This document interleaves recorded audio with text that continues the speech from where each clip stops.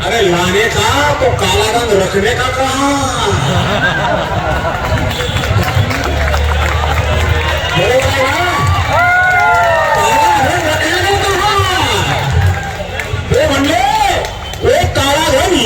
आपके खाते में 15-20 लाख रुपए आ जाएगा।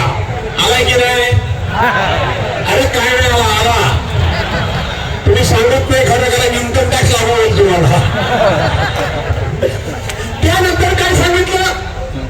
त्यांनी सांगितलं की प्रत्येक तरुणाच्या हाताला आम्ही काम देऊ, प्रत्येक तरुणाला शासकीय नोकरीमध्ये 2 कोटी तरुणांची वर्षामध्ये भरती करू केली। आणि मग नंतर देशाचे गृहमंत्री अमित शाह साहेब म्हणाले वो तो इलेक्शन का जुमला था, चुनावी जुमला था। बांधवाने बहिणीला मी टीका टिप्पणी करण्याकरता या ठिकाणी उभा नाही। सगळ्या पक्षाचे लोक इथं असतील, सगळ्या विचारांचे लोक इथं असतील, मला याची पूर्ण कल्पना आहे। पण तरी सुद्धा आपण सुशिक्षित आहोत। या देशाला स्वातंत्र्य मिळून आज 75 वर्ष पूर्ण झाली। डॉक्टर बाबासाहेब आंबेडकरांनी आपल्या अधिकाराची, समतेची, सर्वांना सर्वधर्म समभावाची, बंधुतेची जी घटना दिली, तिला सुद्धा 75 वर्ष झाली। आणि 75 वर्षामध्ये आपण जर पुन्हा फसत असू तर हा दोष कोणाचा? कोणाला दोष द्यायचा? आपल्याला जर सातत्याने फसवत असेल, आपण फसवून जात असू, तर फसवणाऱ्यांना आपल्याला का फसवू नये हा प्रश्न आजच्या दिवशी आपण आपल्याला विचारला पाहिजे, आपल्याला विचारला पाहिजे। आता सुद्धा मी रोहित पवारांवर बोलत होतो, त्यांनी सांगितलं की आता सभागृहामध्ये माननीय मुख्यमंत्री महोदयांनी एका प्रश्नाला उत्तर देताना सांगितलं की या विषयामध्ये राजकारण आहे। का राजकारण आहे? रोहित पवार इथे बसले, तुम्हाला पाठिंबा दिला, समर्थन दिलं, तुमच्यावर उपाशी राहिले, रात्रभर जागले, हा त्यांचा दोष आहे? अरे हा त्यांचा दोष आहे का? हा जर त्यांचा दोष नसेल तर माझं प्रश्न माननीय मुख्यमंत्री महोदयांना, तुमच्या पक्षाचे लोक इथं आले तर कोण नको मानणार आहे? त्याला कोण नको मानणार आहे? तुमच्या पक्षाचे लोक म्हणजे आम्ही आलो, बरोबर आहे ना?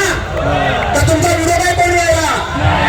आपले प्रश्न सोडावेत, सुटावेत, एवढाच आपला मुद्दा आहे, बरोबर? आणि म्हणून आता कदाचित आज 4 वाजता कॅबिनेटची बैठक होणार आहे आणि 4 वाजता आपल्या बाजूने निर्णय लागावा अशी माझी स्वतःची इच्छा आहे। आणि तुम्ही या चित्रामध्ये बसलेले आहात, इथे उठावे। आम्ही आता विषय पुन्हा मारू, पण त्या ठिकाणी रोहित दादाच्या बाती खातर फोडण्याची भीती आहे मला वाटतं तुमची, की रोहित पवार यायला पण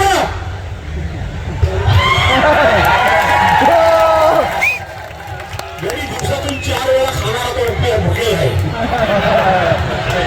आजोबा ह्या वयात बघायला लागले की चौकशी करायला बाया कसा येतो, आलो की नाही? आणि म्हणून कदाचित रोहित दादाची दर्शनी म्हणून आम्ही शिक्षकांना या ठिकाणी मान्य केलं नाही, अशा प्रकारचं राजकारण करण्याची या ठिकाणी शक्यता आहे। मी आता रोहित दादाशी बोललो की रोहित दादा असं राजकारण होणार असेल काय करायचं? मला रोहित दादांनी सांगितलं की सरकारने निर्णय घ्यावा, मी आता इथून बाजूला व्हायला तयार आहे, पण सरकारने निर्णय घ्यावा।